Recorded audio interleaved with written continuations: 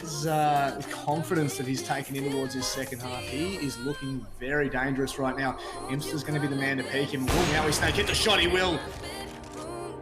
And a full 50 seconds left to get that bomb down. We're about to see an A execute. Yeah, Mauisnake going to be set up here to potentially get a whole bunch of kills. He's going to be able to grab one. He takes a little bit of damage, but nothing all that significant. And he's going to get flashed in once again. Here we go. What a dirty flick there. That's a Whitmer fast. And he's going to get a triple kill, make it a quad kill on the round. Hey guys, this is Mauisnake, and today I'm going to be bringing you a video on AWP consistency. This is a problem that I've seen plague players of all different skill levels, from beginner to advanced.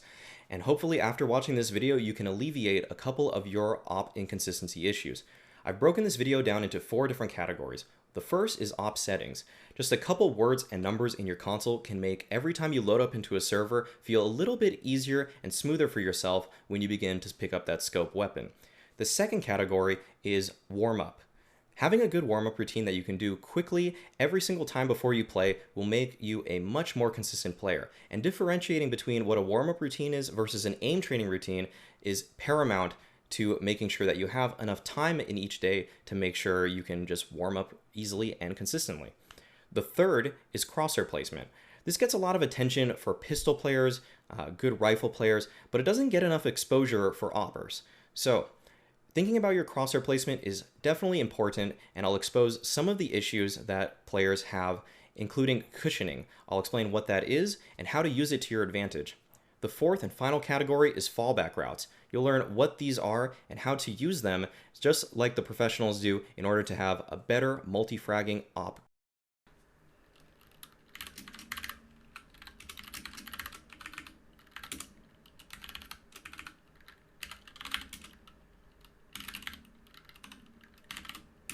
Okay guys, so the first thing you're going to want to do before you get started with anything is find out the settings that are most comfortable for you. So to start, I first change the amount that my hand moves when I crouch. This may seem rather insignificant, but if you see right now that when I crouch, my USP doesn't really move all too much. But if I change this setting a little bit, you can see that now it moves a lot more. It might not seem like a big deal maybe to everybody, but to me, this really impacts like kind of my no-scoping ability. It's pretty subtle, but I personally think this helps me find the center of my screen a little easier so that when I'm quick scoping or no-scoping or anything like that, or just pre-aiming, it makes it a little bit easier. So I'll list all the commands in the description of the video. You can check them out there. The most important command is your zoom sensitivity. This is where it really just matters what your aim is like. If a lot of people default to 1, but you'll see that when you move left to right and then you scope and you move left to right, it's very similar. In fact, you're actually kind of moving the same amount, but because you're zoomed in more, this actually moves more than it would like if you were kind of like aiming at something in the distance. If you're aiming at something in the distance, I'm moving my hand just a subtle amount, but when it's 1, I'm actually moving my hand, I feel like, a little bit less. So what I use, and I think a lot of people use, is kind of 0.812. This makes it so that I barely have to warm up with the AWP, and it feels very natural. It feels very comfortable. It's hard for me to show you this without showing my hand or you feeling it yourself, but just experiment yourself with zoom sensitivity. Some people even like to go higher with their zoom sensitivity. I've seen 1.2 used before by some professionals because then they can turn away from flashbangs easier with, or just hit nastier flicks. My general rule of thumb for zoom sensitivity is that if you can master a very high zoom sense, then you might have some stunning, crazy rounds that you probably never should have won. You're able to dodge every flashbang, you're able to re-peek really nicely and cleanly, but you're going to miss some of the shots that I think could make you a more consistent AWPer. So yeah, experiment with your zoom sensitivity. Some people like to go higher, some people like to go lower, some people like to leave it at 1. Whatever your preference is, just try things out, okay? I'm trying to let you guys know that all these commands exist and that they can help you out a lot. But really, I don't know many people that like when it bobs this much. This is very distracting for me. So another reason to lower your bob values is for this reason in particular. Look at how much the crosshair moves when I'm strafing while I'm scoped. It's really crazy. It's pretty much unbearable for me. I'm sure it's not the best look for a lot of people as well. So to lower this and make it a little bit more steady, you can change your bob amount latitude and vert. By lowering these numbers, I just put them at 0. I think the lowest values are relatively low, but as you can see, my screen is a lot more centered. It's a lot easier for me to see where the center of my screen is. The crosshair still gets blurry, but I think on different resolutions, I'm playing at native right now, your crosshair is still pretty visible, and you can counter strafe and find the center of your screen relatively easily. So things to try out when you are changing around your settings.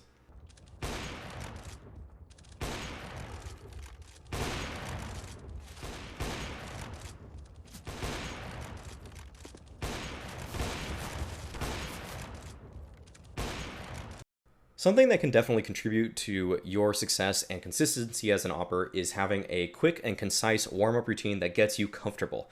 A lot of people have very long warm-up routines. When I played in the Mountain Dew League, I had a very long kind of session that I planned out for myself, but it was like an hour long or maybe 45 minutes long, and I don't think that's very reasonable for a lot of people that play this game. If you want to have a long routine, go at it, just DM, play aimbots as much as you want, but for a person like me today, who's not really playing as much as I used to be, I think that something that's a little shorter should work out. So I'm going to give you guys a sample routine here. So in about 5 to 10 minutes, you should be able to complete this. I would start by just aiming straight at bots, finding the center of my crosshair, and going for just, 10 kills like this. Then practice your left flicks on bots, your right flicks on bots, your up flick, your down flicks, and your up flicks. Pretty simple stuff, not too crazy. In all honesty, I'd probably go for maybe 10 of each of those at most. You don't want to make it too long. You don't need to make it too hard. To make it a little bit more complex, though, you can do diagonal flicks too.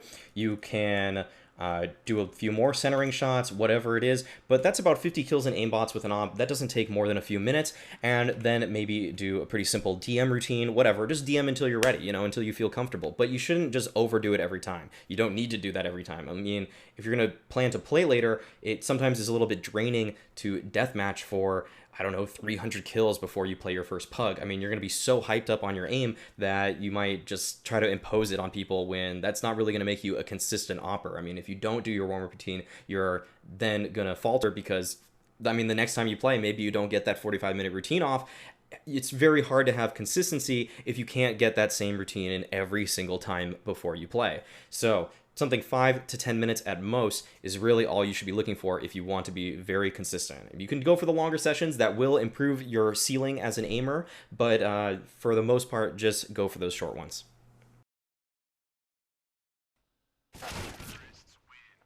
The difference between good and bad crosshair placement can be the difference between life and death.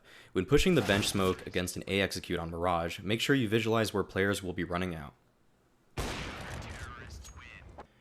A problem I see with a lot of newer AWPers is that they don't understand what their cushion should be. A cushion is how far you decide to have your crosshair away from the wall that your opponents are going to peek you from. I noticed that a lot of newer AWPers put their crosshair right on the edge of the wall and they expect to hit these incredibly fast shots, but realistically that's just very hard to do. It's very hard for a person to react quick enough that they can hit that shot. So what you need to start doing to be a little bit more consistent is give yourself a little bit of a cushion. When you put your crosshair in the middle of the wall, the shot becomes so much easier to hit. It's pretty much impossible to hit it for me when I have it at the very corner of the wall, but when I have it in the middle, it's really not all that difficult. Having a proper cushion can be the difference in missing an important shot or hitting one.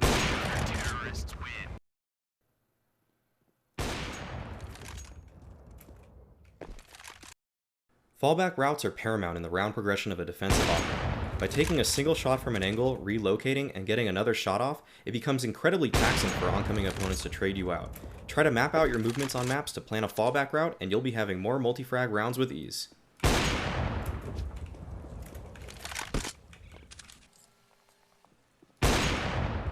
Sometimes you're going to get a really good B spawn and you're going to take it, but you're going to get rushed. So what is your normal fallback procedures? You're going to post up here, get the first shot on the guy, then move to default.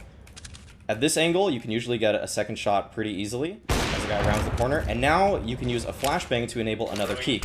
You can flash off again, and in doing so, you can enable yourself to get a third shot off. Pretty good way to get a multi-frag. Remember, consistency comes from putting all the pieces together. Being a great AWPer means you're excellent at everything. Who knows, maybe one day you'll be as good as Simple. But I doubt it. If you guys have any suggestions, be sure to leave those comments in the section below. Don't forget to like and subscribe. And as always, being toxic is a choice.